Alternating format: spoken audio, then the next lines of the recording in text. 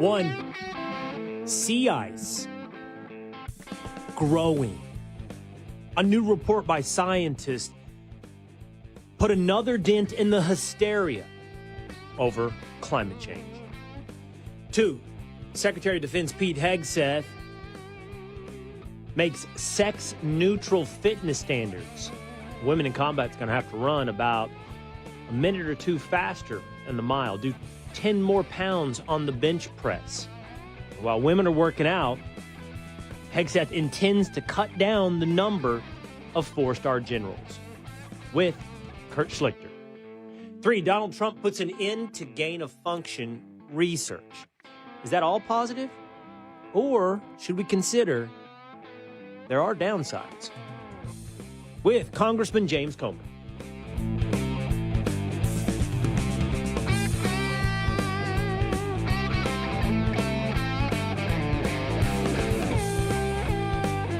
It is the Will Cain Show, streaming live at foxnews.com, on the Fox News YouTube channel and the Fox News Facebook page, every Monday through Thursday at 12 o'clock Eastern Time.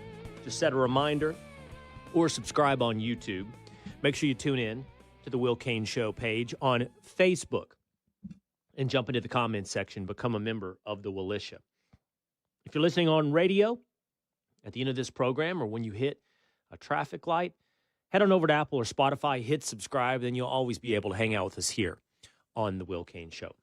Two-Days Dan is on his way to Dallas, Texas, where on Thursday we're going to be hosting a live event at the KRLD showroom in Dallas, Texas. We will have a live studio audience, which you can join by going to krld.com and buying tickets. Texas Attorney General, Senate candidate Ken Paxton will be joining us, along with hopefully you, and a country music artist, along with Bonnie Jill Lafler, because the entire event and the purchase price for your ticket are going to go to benefit Hounds and Heroes. As I'm joining you now on YouTube and on Facebook, and we have our visuals, Two-Days Dan is not at the airport. He is not on his way to Dallas, Texas. I see him on my screen, so you're headed there right after the program. I take 2 days. Right after the program. I got a warning about weather in Dallas, though, so I'm a little nervous. It is dumping. It is storming. Ugh. We don't get that little slight northeastern rain. We get the big prairie storms. That's what I've been told. Thundering and rolling and dark skies and heavy rains, which we seem to get all in about, I'd say a 45-day period in April and May.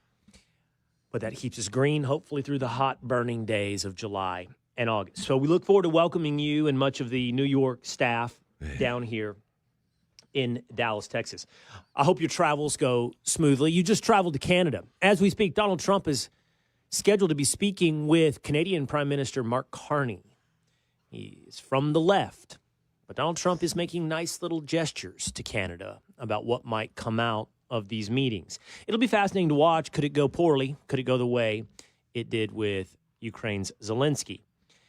Not on the docket, according to Carney, is Canada becoming our 51st state. And not going over well with Canadians, this talk of conquest. 2 Days Dan's married to a Canadian and recently made a trip to Canada wherein you said you had a hard time finding American products, had a hard time passing off American currency. Yeah, they just do not want anything to do with anything American. All the bars, you can't find American beer, can't find American liquor. I tried to use the U.S. dollar to pay for a haircut. Did not work out well. The look on their face was just, no. So, yeah, it's a different experience up there, apparently. Well, that's a shame. Yeah. I'm sorry, Canadians. So you can only buy Crown Royal, is what you're saying? Yeah. Molson beer. Molson. Not very good. Yeah, what are you left with? Canadian Club and Crown Royal if you want to drink. Yeah. Some brown liquor. Well, you could do overseas imports. They had Bailey's. Is Bailey's American? No. I don't know, but things like that. Do you know what, as a quick aside, what country would be the producer of the world's #1 selling whiskey? You know the answer is what you're saying. I do. Do you two know it? Tinfoil Pat, 2 days in. I assume it's either the United States or Ireland. Scotland? So you would think, wouldn't you? You'd think bourbon and whiskey would bump the United States up. Yeah. You would think that history would push you towards Scotland or Ireland. But I think I'm going to give you one more crack at this little piece of trivia as we launch into the Will Cain Show. Think demand. So where would be strong whiskey demand? And then maybe a domestic producer that you're not quite familiar with. Where do they love, apparently, and this is maybe the takeaway from this trivia, to drink them some whiskey? Not the United States, you're saying? No, it's not the United States. It's not Jack Daniels. It's not Jim Beam. Japan. Warmer, but still not bullseye. China, the world's just because of the people? Getting closer by traveling south, but still not quite there. As you increased your population size, that was a smart bet.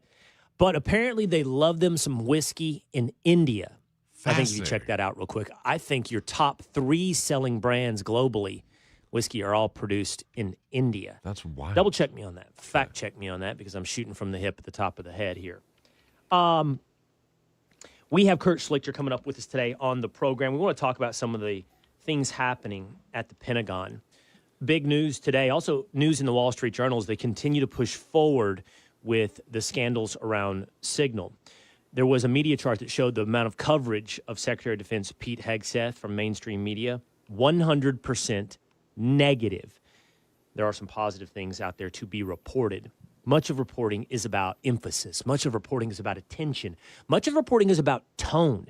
It really is. And as I read through the Wall Street Journal, I thought about the emphasis and I thought about the tone. I thought about what they're talking about. It's pretty interesting what they exclude. So I think we need to have a well-rounded conversation today about the Pentagon.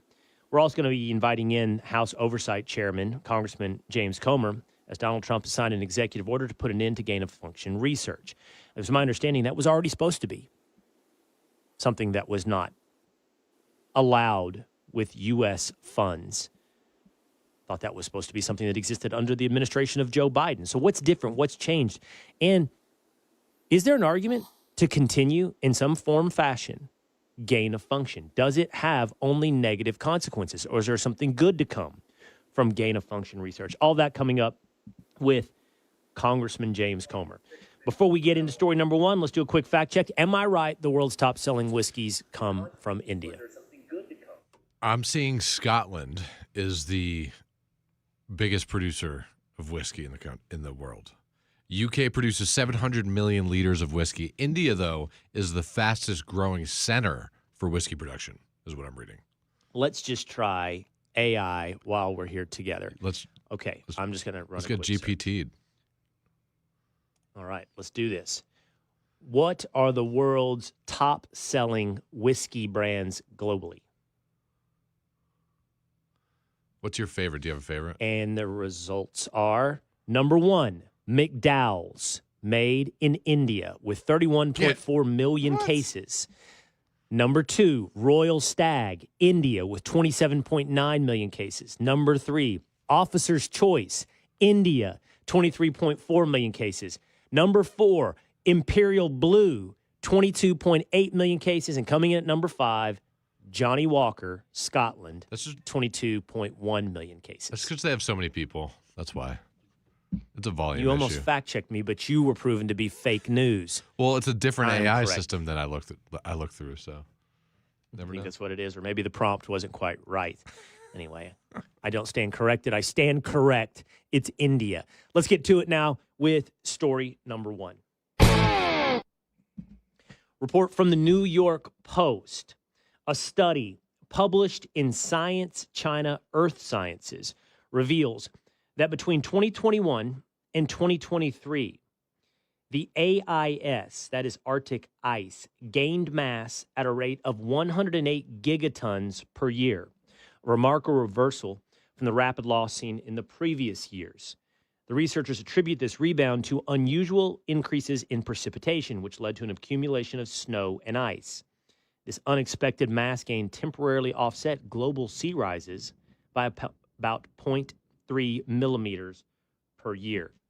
Global sea ice growing. Now, this would come as a surprise to you is if you've been listening to people like Al Gore since before 2009, but here he is. in 2009. Some of the models suggest to Dr. Maslowski that there is a 75% chance that the entire North Polar ice cap during some of the summer months could be completely ice-free within the next 5 to 7 years. Bob used a figure of 2030, and the volumetric analysis leads this Dr. Maslowski to make that projection. We will find out. By 2030, no polar ice caps, but he projected, because he's always such a good prognosticator, that within 5 to 7 years of 2009, we would lose the totality of the polar ice caps, at least during the summer. But if Al Gore is your NFL draft expert who never gets a projection right, his running buddy in his competition has been John Kerry. Here he is in 2009.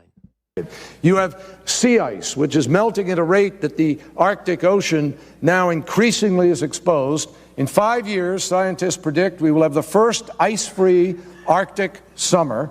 That exposes more ocean to sunlight.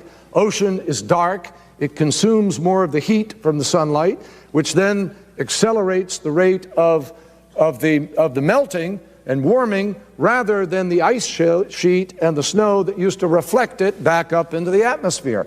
There are countless examples of evidence of what global climate change is already doing across the planet. If you sat in that committee meeting, if you sat in those chambers of Congress and listened to that testimony, everything about it reads confidence. I know what I'm talking about. I have research to back me up. Therefore, be very afraid in the face of science. The hubris of Al Gore, the hubris of John Kerry, is built upon the hubris of science. Now, I'm not here to be anti-science. I'm not here to be anti-wisdom, anti-knowledge. I am here to put science, knowledge, wisdom, and most specifically, predictions into their proper context. If we had NFL draft experts on this program talking about what would be the inevitable outcome of someone's career, my friend Mel Kiper, who feels very strongly about the future prospects of Shedeur Sanders, he would be no more correct and no more confident than the people that tell us we will lose a total polar ice cap within 5 to 7 years. Because those very same groups of people with that same level of confidence have told us on rolling 12-year cycles that we face an existential crisis on planet Earth. Existential in that, should warming continue? Should global warming increase? Should we not control our burning of fossil fuels? It will represent a threat to humanity.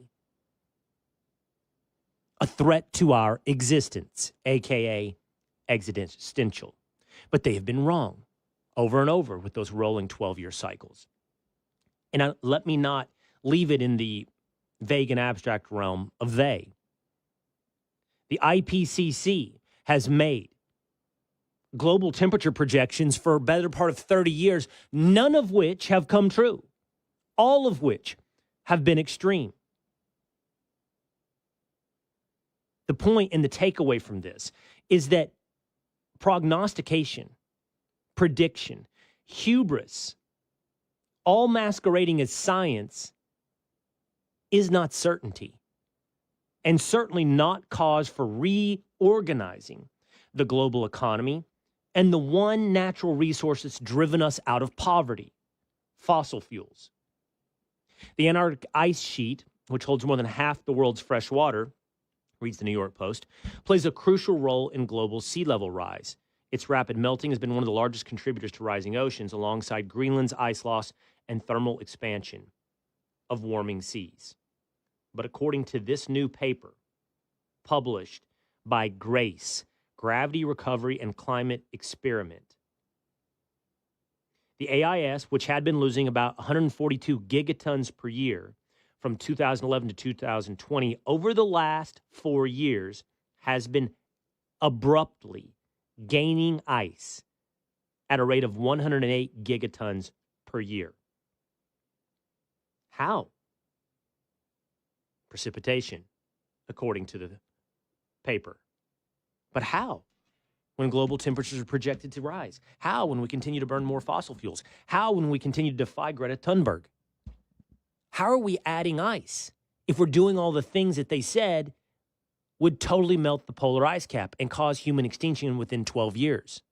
Maybe the premise of all their hubris, of all their confidence, of all their projections, of all their science, maybe the very first step is wrong.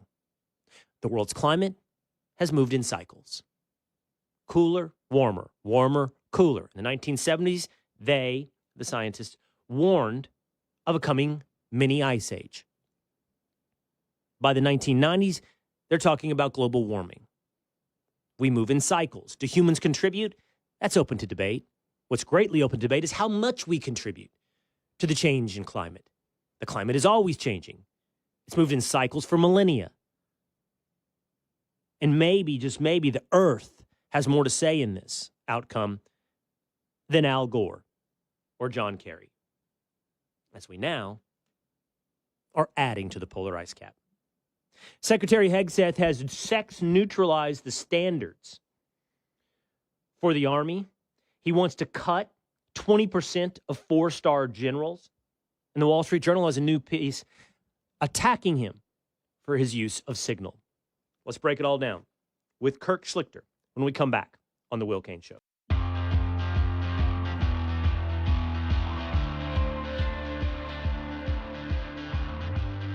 100% negative news of Secretary of Defense Pete Hegseth and the Pentagon. Is that an accurate reflection of reality? Let's break that down with Town Hall's Kirk Schlichter here on The Will Cain Show. Streaming live at foxnews.com, on the Fox News YouTube channel, and the Fox News Facebook page. Hey, hit subscribe at Apple or on Spotify. Kurt, if I asked you what is the top American selling whiskey brand and where does it rank in the top 10, what would be your guess for global sales of whiskey, that brand, and where does it rank? Goodness. Maker's Mark in about 33rd. Well, no, we were better than coming in 33rd, although Maker's Mark could potentially come in 33rd. I think that is a bit of a niche brand. It's owned by a big conglomerate now, so it's been taken over. Think more broad. Think more mass market. You know? Your brain's got to go to Jack Daniels. Your brain's got... No, though. Think there is another American brand bigger than Jack Daniels. Think Well whiskey at the bar. What do you get if you just order a whiskey and Coke? What are they going to pour?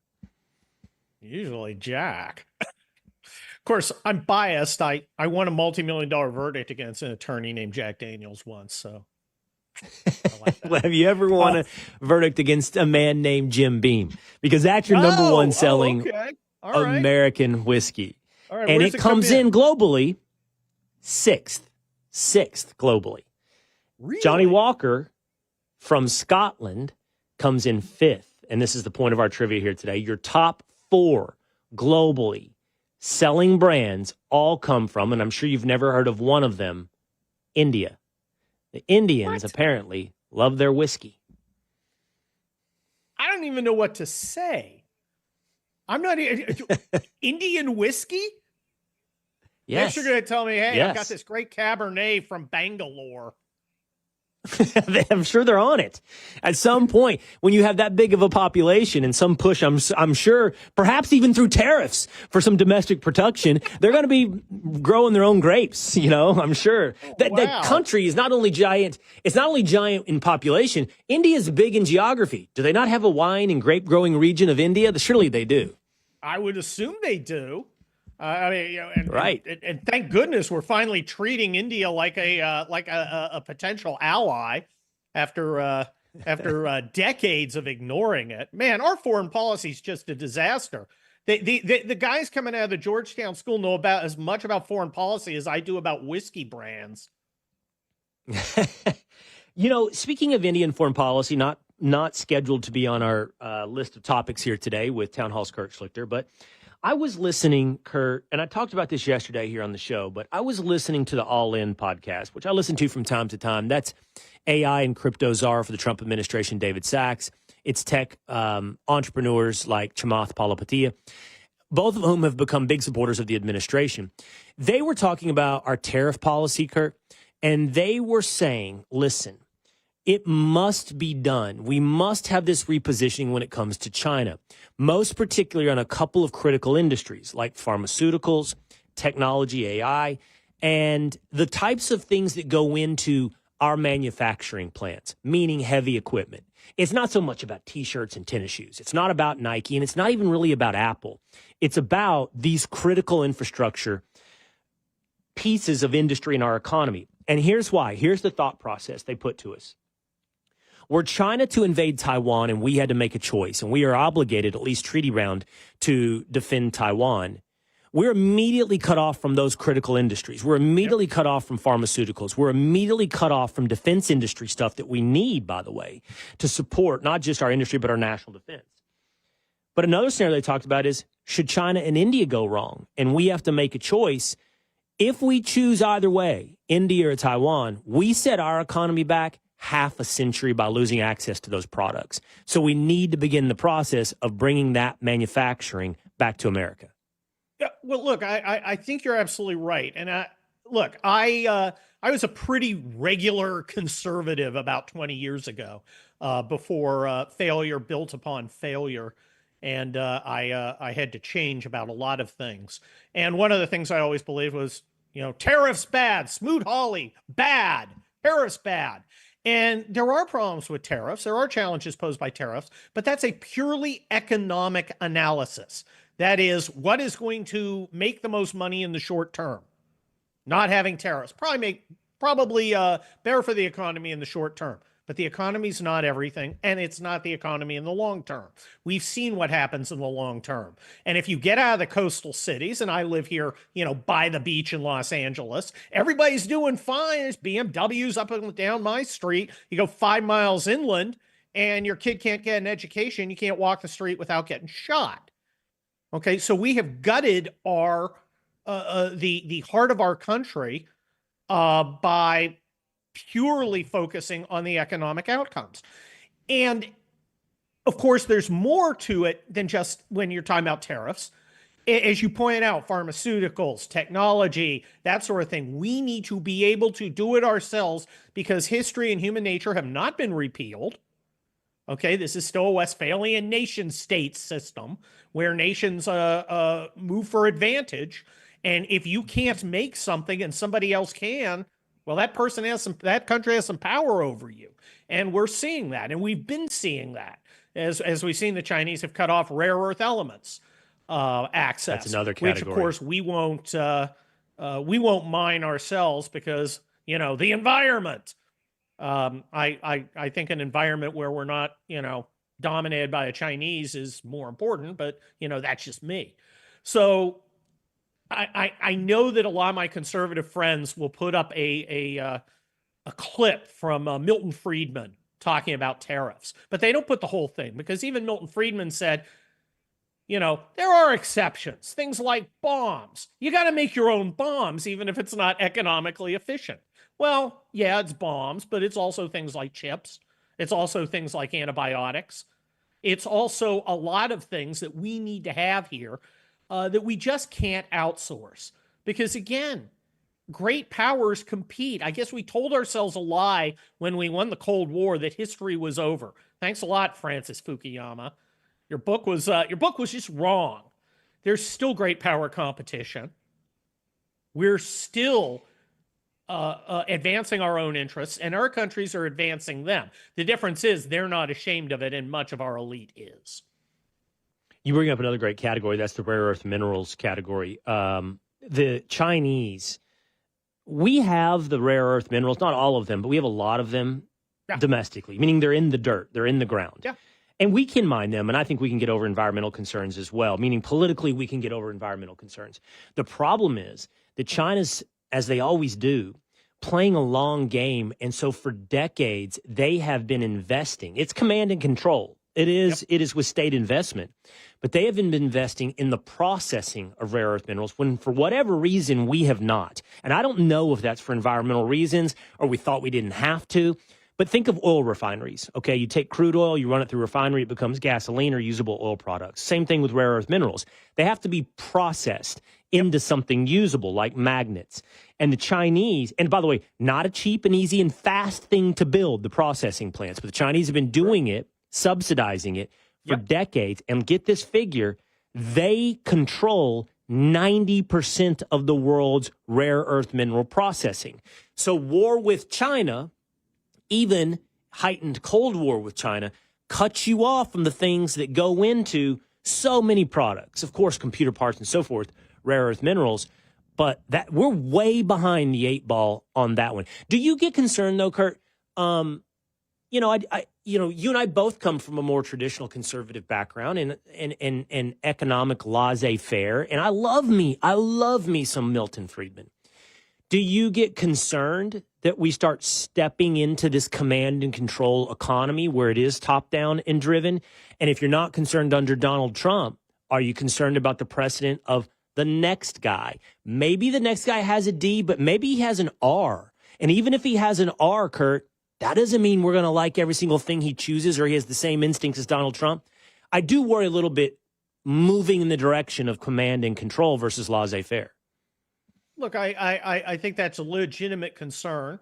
I think that we can do a lot of things that take away the artificial barriers that make it impossible to produce, for instance, economically valid rare earth mining and processing in the United States.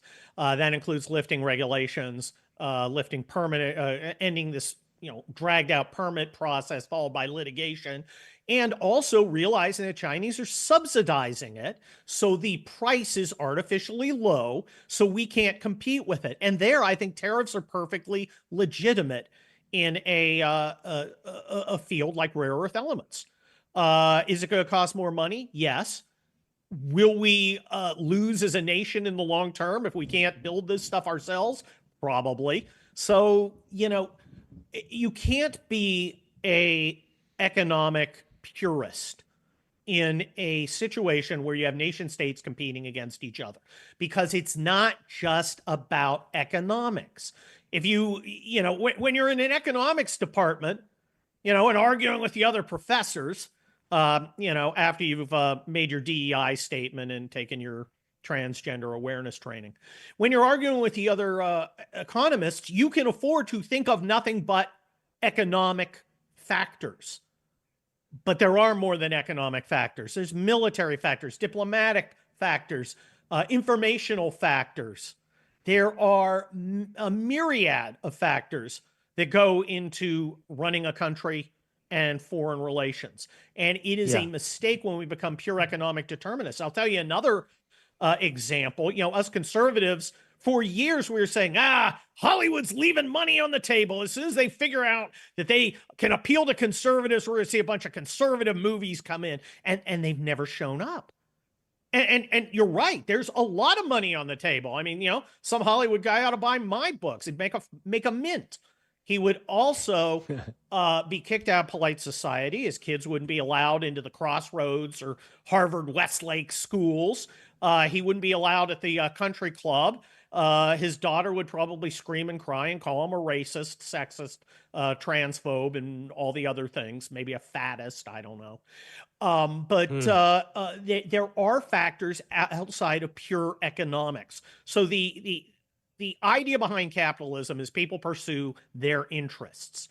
But I think people mistakenly limit the consideration of interests to purely economic ones. That's not so. People pursue various kinds of various kinds of interests, including religious interests, including interests based on emotions like anger and pride. It's not so simple as the theorists would like it to be. Too bad we can't get reality to conform to theory. Life would be a lot simpler. Kirk Schlichter is a senior columnist at townhall.com. By the way, his book, which you can see on screen if you're watching on Facebook or YouTube, is Los Angeles, Silver Bullets on the Sunset Strip. But Kirk also served, and if memory serves me, Marine or Army? Army, the decisive Army branch of the American military. Look, I like the Marines. They're a nice supplemental force. This is the Navy, which is an important support force. But the decisive ground force, the guy standing there with a rifle and a bayonet, that's the United States Army. 250 years young on June 14th. Happens to be Donald Trump's birthday. Looking forward to it. I'm going to have cake. Break my carb ban. There we go. Well, Secretary Might have some Jim Hegseth is also Army, and he's helped publish new fitness standards for the Army. It is sex neutral. So this is what we're talking about here. You have the Army fitness test, which has a score requirement for every combat and general soldier. But specifically, here are some things, and it's all age correlated, but it is no longer sex correlated. Female soldiers, for example, between the ages of 17 and 21 had to run 2 miles within 23 minutes and 22 seconds. That, under these new standards, will be dropped down to 19 minutes and 57 seconds. So now we're looking at basically, what is that, a 9-minute and 50-second mile roughly, which I think even I could do. And when I was in officer candidate school, I think I ran it in 12:15. I think that's my record over 27 years. Really? Yeah. You're a runner. You're running 6-minute something miles? Well, I was in officer candidate school, so I was terrified about whoever was behind me. But it was, look, being in the military is tough. And I'm trying to keep in shape. I was at the gym this morning. I went for a walk, but I'm 60 years old, man. It takes a toll on you.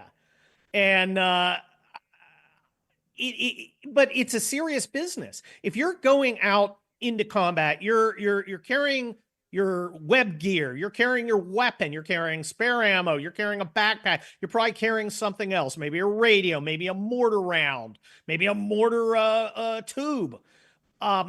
You have to be physically fit, and frankly, being physically fit contributes to morale because you realize you're elite, you're special.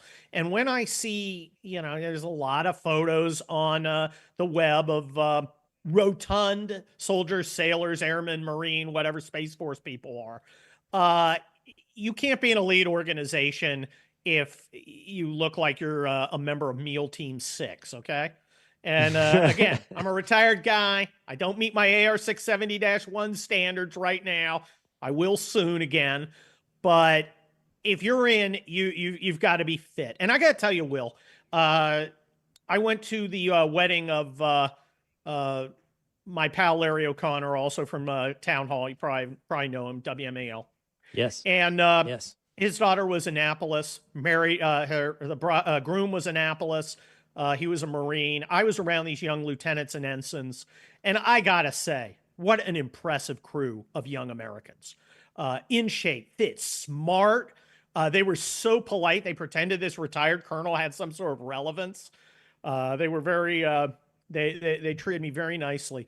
But it really restores your faith in humanity when you get with these folks who are at the cutting edge. Infantry, armor, surface warfare, submarines. I gotta tell you, I was really happy to see it, and I'm just feeling the change under Pete Hegseth. Well, I was going to ask you that. You were around these people recently, and I am around veteran and current military members now at a greater point in my life than I ever have, and that's by virtue of my job and the social circles I've been able to build. And so, a week ago, I was at a fundraiser for the Navy SEAL Foundation here in Dallas. And so I have opportunities much more often to be around military men and women. But you have a greater exposure, Kurt, and I'm curious if your experience reflects mine. I mean, despite 100%, according to that study, 100% negative coverage of Hegseth, when you speak to sailors, soldiers, Marines, airmen, and I don't know what we call Space Force members. I don't know. What do we call them? Cadets? Spacemen? I don't know. I don't either. They're adorable, though. It's overwhelmingly positive in my experience, Kurt. So what is your experience? It's overwhelmingly positive about Hegseth. I look, sometimes you need a guy like Rumsfeld, who's a real technician and a good one, versus, a McNamara who is a bad technician. And sometimes you need a guy who's just going to get in there and go do push-ups with Mungo, the huge commando guy. Because then young people look at it and go, man, I want to be part of this team. I want to be cool. I want to be hardcore. I want to do something other people can't do. Remember, many of our young people, particularly out in the suburbs and everything, helicopter parents, here, put a helmet on before you, go for a walk. I'm tracking you on my phone. They've lived this kind of sheltered life, and that's no life for a young man. Or even a young woman. They want to do something that's hard, that's tough, that when they come home, civilians look at them and say, man, that's impressive. But the veterans in their life, their uncle who was in Vietnam, their dad who served in the Navy, like my dad did, their grandpa who was in the Air Force and flew over Germany in World War II, when they want to be able to stand beside them and not and feel that they are part of that. And that's what Pete Hegseth brings. He brings the military culture and his orders. Get rid of DEI. Do it now. We're going to cut the number of brass. Do it now. We're going to focus on fitness. Do it now. That's the kind of leadership people want. They want firm, clear guidance from a guy they trust. That's something I wanted to ask you. That's something I wanted to ask you about as well, really quickly. We've got House Oversight Chairman and Congressman James Comr on deck, waiting to join us here on the Will Cain Show. But I don't want to go from our conversation with Kurt Schlichter without addressing this other directive from Hegseth, and that is that there is to be a 20% cut in 4-star generals. There's also flag generals and others that are going to have to suffer some cuts. I was looking at this, Kurt. I happen to have some background in this conversation because I've spent many years talking to Hegseth, obviously. And so it was not a surprise to me to see something like this because I've heard this before. We won World War II with 17 4- and 5-star generals. Today, there are 44 4-star generals. Now, the military is much bigger than it was in World War II, I believe. I don't know what the total force is, but I mean, certainly in budget, it's much bigger. But what do you make of this demand to cut the amount of brass? I think first of all, I like it because of what it means. And what it means is we are pushing leadership down. Okay. We are empowering younger officers, more junior officers, and non-commissioned officers to do their job. A war is not won by generals. And a good general will be the first guy to tell you that. A war is won by a squad leader, an E6 staff sergeant, or a lieutenant or a company commander making decisions in the heat of battle. That's where it's won. Okay? That's where the rubber meets the road. What you need is an organization that supports those frontline guys. And if you have a giant tail, you're not going to have the tooth you need. We need to slim down, firm up, figuratively and literally. that's the conversation. And focus on results. And there's a lot of things that need to be done. The way we train, evaluate, and select and promote officers needs to be looked at. We spent a lot of time,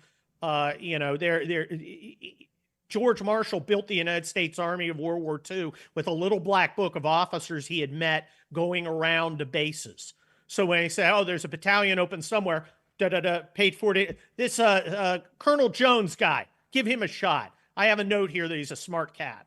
Put him in charge. Right. And now it's a giant bureaucracy, and you've got to go through boards and everything. And, you got to talk. They have you talk to a psychologist to be a battalion commander. Dude, if you're crazy and we haven't figured it out before you got promoted to 05, I think we've got bigger problems in the military. Well, and of course, it's well known that, to rise the ranks, it becomes increasingly political, and you have to do what is asked of you. And so a lot of what we saw implemented over the last 5 years is not untethered to the growth in four-star generals who are willing to play the game that was necessary to satisfy politics, ultimately at the SecDef level, the cabinet level, and then to the president. So you have a lot of generals playing politics for a lot of years and might be unnecessary for force readiness and lethality. Kurt Schlichter can be found at townhall.com. We always appreciate him joining us. Good to see you, Kurt. Hey, great to be here. Thanks for having me. All right. We'll have you soon there on the Will Cain Show, where today I will be talking as well about the newest report in the Wall Street Journal. What part of that 100% to 0% negative coverage of Secretary of Defense Pete Hegseth on his use of Signal yet again. But this time it's a story where I ask, what is the point? There's nothing to it as far as I can tell. We're going to be breaking that down a little bit later on the Will Cain Show. But let's take a quick break, and then we get to House Oversight Committee Chairman and Congressman from Kentucky, James Comr, on the end of gain-of-function research. Next on the Will Cain Show.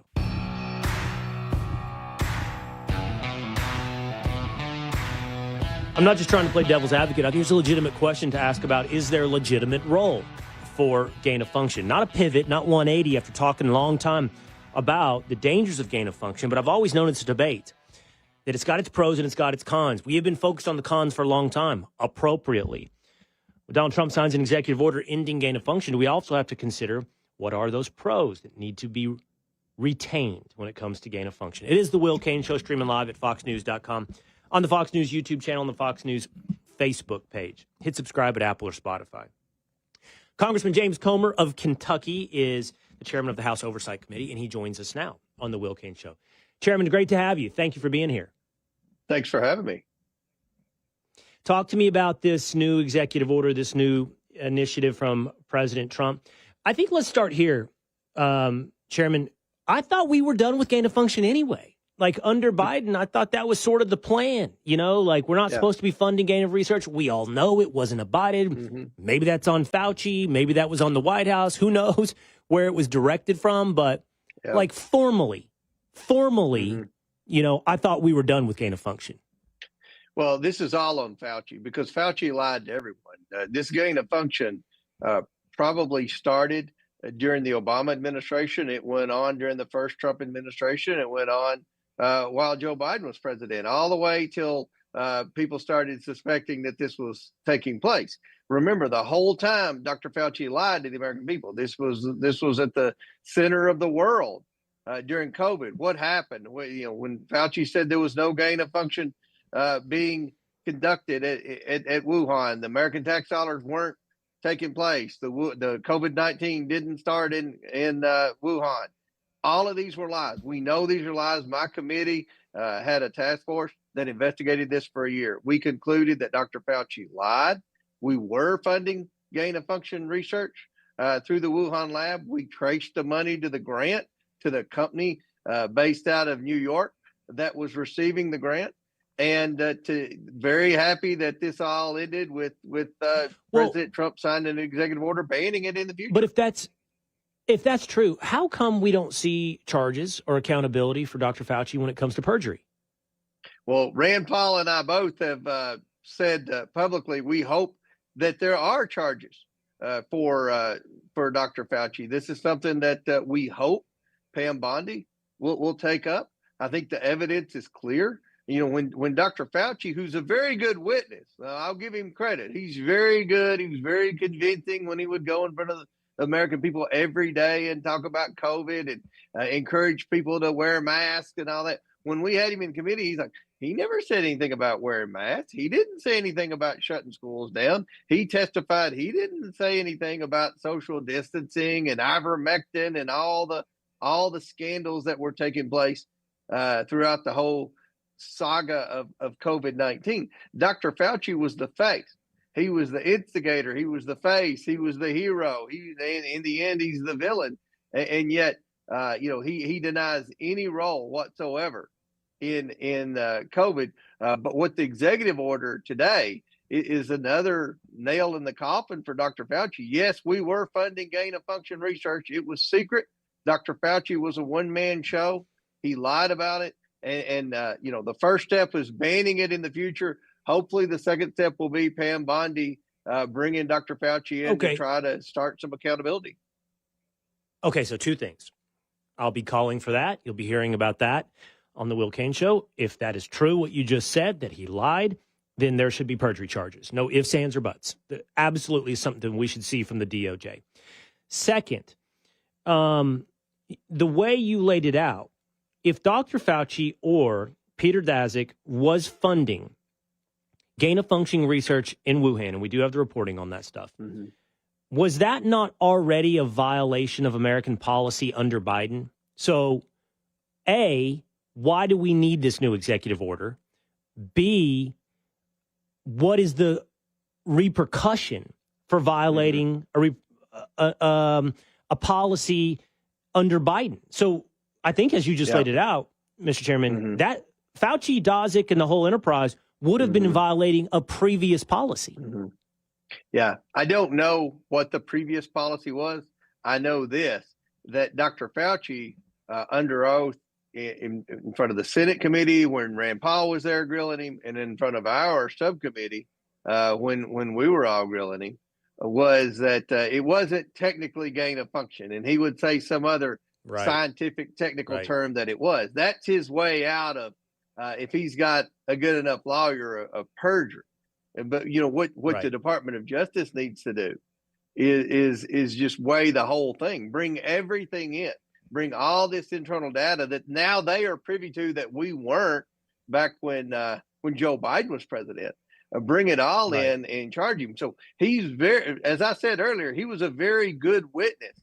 You could make the argument that, well, it technically wasn't gain of function. It was some other scientific term. That's where he and Rand Paul got into it. If you go back and watch the film, when Rand was trying to nail him for perjury, you know, he was very careful and very slick with his words. And, who really knows what the definition of gain of function research is? Here's what I know is they were doing mad science projects in there that tax dollars were never supposed to go. And when it first came out, he denied that's where the tax dollars were going. Then he denied, well, that's maybe our tax dollars, but that wasn't really gain of function research. This was something entirely different. Okay. At the end of the day, I remember that. Yeah. I remember the semantics game from Dr. Fauci, which that's what it was. Yeah. He would play to get out of a perjury charge, and he would play to avoid the allegation that you're violating a policy on gain of function, which is a trial that I would love to watch. I would love to watch that semantic game. The difference between go ahead. Yeah, the difference between what Bondi would be able to do versus what Rand Paul tried to do in the Senate or I tried to do in the House is she now has access to all the NIH documentation and everything that Dr. Fauci was concealing during the Biden administration. Now the Trump administration should have access to it. So it should be a lot easier case for Bondi moving forward because the evidence should be there and there should be people willing to come forward to testify against Dr. Fauci. I want to move forward to two other things, but I do have to follow up again, though. Tell me, in your understanding, how this gain of function EO advances us from a place that we weren't already there. Yeah. Well, look, I think it sends a message. If you're doing something groundbreaking that would be, in layman terms, a mad science type project, then you can't do that anymore. Not only using tax dollars, but anywhere. Don't be partnering with China on anything pharmaceutically related. And I think that, there's probably other biochemical type experiment projects taking place around the world. There are probably American companies involved in some type of biochemical warfare experimentation. I think this executive order sends a signal loud and clear. If you violate anything pertaining to gain of function, anything pertaining to mad science, then you're going to be held accountable and you're going to pay the price. All right, because this is a conversation show, I'm not going to ask this question in a way that really presses you in terms of an interview. But so what I'll say is I'll be watching to see if you take the bait on anything that I say that isn't the question. I think there's an open question about what exactly was going on at Wuhan. Like, was it simply gain of function or was it weaponization potential of COVID-19? And I don't think that's conspiratorial talk. I think that needs to be figured out. I think that needs to be talked about. It was a military installation. It wasn't just a science laboratory. It was a military-controlled science laboratory in China. However, moving on from that, gain of function. And I've read a fair amount and listened and tried to learn as much as I could, Chairman. There are scientists, who believe it has a legitimate scientific value. Now, the easiest back-of-the-hand explanation of gain of function is you take a virus, you soup it up, and theoretically you'd be souping it up, presuming it's something that could have happened naturally in nature, or for that matter, used as a bioweapon. And then once you soup it up, you create its killer, right? You create the vaccine, you create the remedy. So the theory is, should this ever happen naturally in nature, this evolution, this mutation of the virus, or should some other country create a bioweapon, well, then we'll have the solution. We'll have the vaccine ready because we will have been working on it. We don't want to have to start from zero. So they would argue there is legitimacy to gain of function research. Now, the counter argument is it's way too dangerous. Like, you're creating things that don't exist, predicting that they might exist, and then they run the risk of being unleashed. Like, at a minimum, that's what happened with COVID-19. Are we concerned at all that we are suppressing any potential legitimate research in getting ahead of mutations or bioweapons? I'm not. Look, that's why he had to do the executive order. You could make the argument, maybe we should do this. Maybe we should make a virus 100 times more lethal than it really is and try to figure out a way to solve it. But we squandered that opportunity. The mistake was made, and we'll be paying for COVID-19 forever. Children went 2 years without learning anything in schools. We added to the debt at least $10 trillion. I mean, this is why we have inflation today, because of COVID spending, because of the overstimulating of the economy. So if there was an argument to be made that we need to do that type of research, then it was squandered. Then the opportunity was missed, and now there's protections in place to never let this happen again. Because I don't think we should do it. I don't think that that we can afford to go through another incident like that again. And it was a military institution because the Chinese military went in and destroyed all the lab rats. They went in and destroyed all the evidence. I mean, that, for China to say, oh, we tested every animal within a 50-mile radius of Wuhan, they tested every animal except the lab rats that were used in the Wuhan lab. I mean, it's a joke. Looking back in hindsight at the cover-up, the obvious cover-up, and the fact that Dr. Fauci would go along and say, yeah, there was nothing going on there. There was nothing going on there. I think in this whole tariff debate, the number one tariff needs to be on pharmaceuticals. We need to move all pharmaceutical production back to the United States. I'm okay if China makes tennis shoes cheaper for Nike than the United States can. I'm not okay with pharmaceuticals. That stuff needs to be made in the United States. I think the Wuhan lab, we need to learn lessons. And the lesson isn't just gain of function. It's the trust level with China with anything pertaining to our national security, and anything pharmaceutically related should be manufactured, at the very least, not in China, but hopefully in the United States.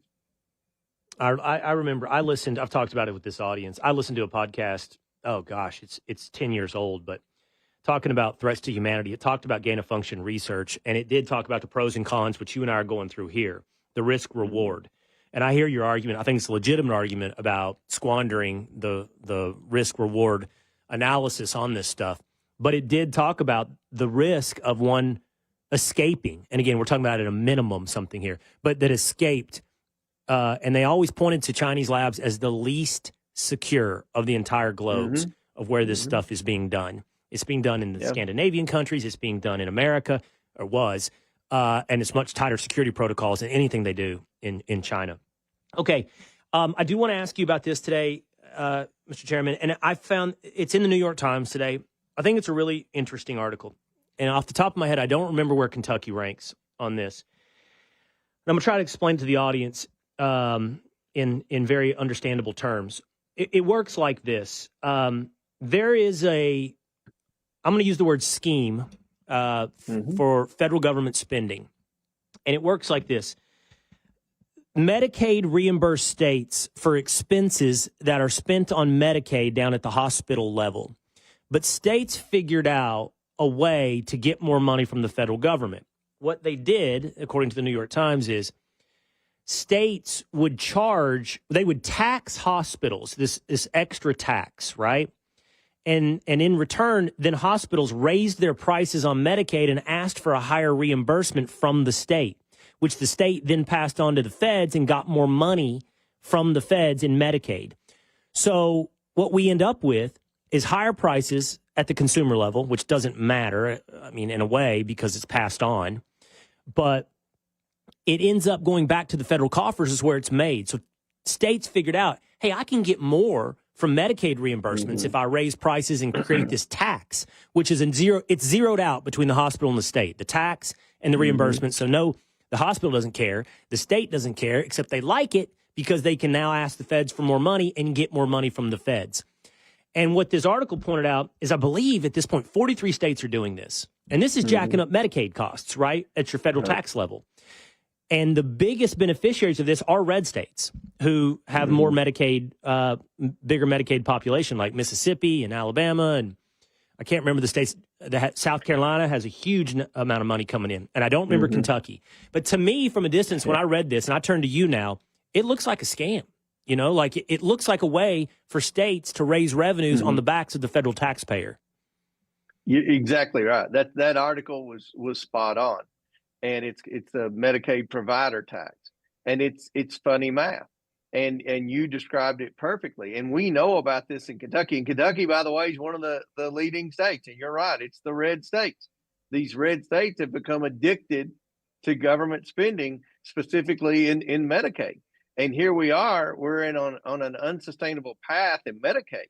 And when we're talking about, when you read in the media, Congress, the Republicans in the House are talking about cutting Medicaid, what we're talking about is reining that scheme in, that Medicaid provider tax in, because it's just a gimmick to overbill Medicaid.